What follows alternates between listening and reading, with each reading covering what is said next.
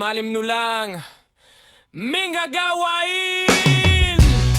Balikaran Solusyon sa kasaysayan Sagot Mahalaga ito dahil naging sentro ng kalakalan at ugnayan ng iba't ibang bansa sa Timog Silangang Asya.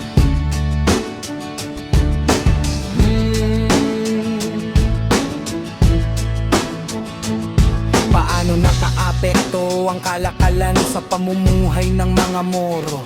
Sagot, nakatulong ito sa kanilang kabuhayan, pag-unlad ng ekonomiya at pakikibugnayan sa ibang kultura. Ano ang natutuhan mo sa nakaraang aralin? Sagot, natutuhan ko na naging mahalagang sentro ng kalakalan ang Luzon at malaki ang naging ambag nito sa kasaysayan. Pepa Jess simulan nga kapon aralin. Ano ang napansin mo sa larawan? Sagot, nakikita ko na ang mga badyao ay naninirahan malapit sa dagat at gumagamit ng bangka. Saan kaya nakatira ang mga taong ito? Sagot, nakatira sila sa baybayin o sa ibabaw ng dagat. Uy, ano ang kanilang pangunahing ikinabubuhay? Sagot, pangingisda at pangangalap ng yamang dagat. Sepa pa di siya kayunin aralin. Ano ang alam mo tungkol sa mga badyao? Sagot, kilala sila bilang senumas at namumuhay sa dagat. Ano ang nais mong malaman tungkol sa kanila? Sagot, nais kong malaman ang kanilang kultura, tradisyon at paniniwala. Bakit mahalagang pag-aralan ng kanilang kultura? Sagot, upang maunawaan at mapahalagahan ng kanilang pamumuhay at tradisyon.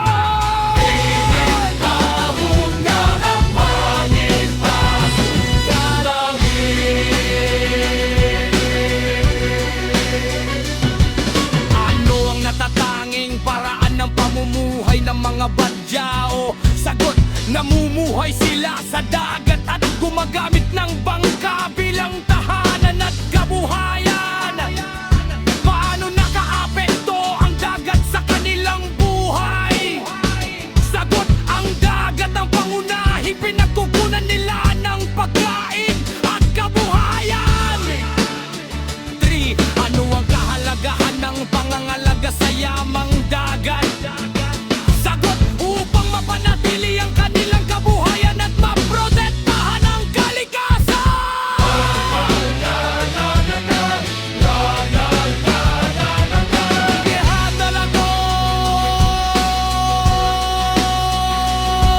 Tebak pagalagay, bakit tinatawag na inumat ang mga badyao? Sagot, dahil nakatira at namumuhay sila sa dagat.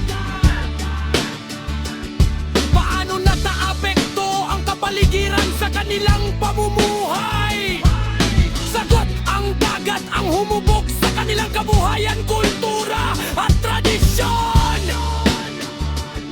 Kung ikaw ay isang badyao, paano mo mapangangalagaan ang dagat? Sagot, hindi ako magtatapon ng basura at aalagaan ko ang yamang dagat.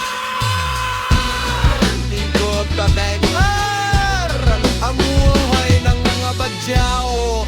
Tirahan, bahay sa ibabaw ng dagat o bangka. Kabuhayan, pangingisda at pangangalap ng yamang dagat.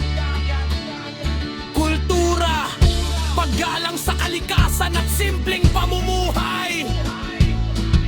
Paniniwala, may sariling kaugalian at tradisyon.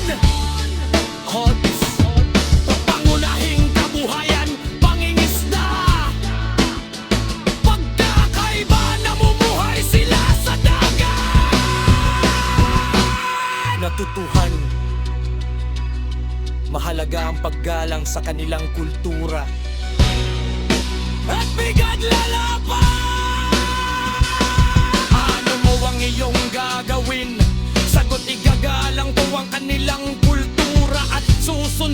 kanilang mga kaugalian? O bakit mahalagang igalang ang kanilang kultura? Sagot upang mapanatili ang pagkakaisa at paggalang sa iba't ibang kultura. Iba't bagay ang akit tutulong ang paggalang sa pagkakaiba-iba. Sagot nagdudulot ito ng kapayapaan at pagkakaunawaan.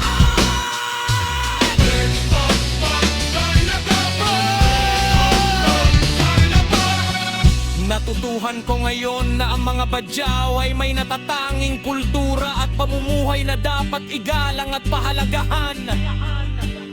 Pinakamahalagang aral, dapat igalang ang lahat ng kultura.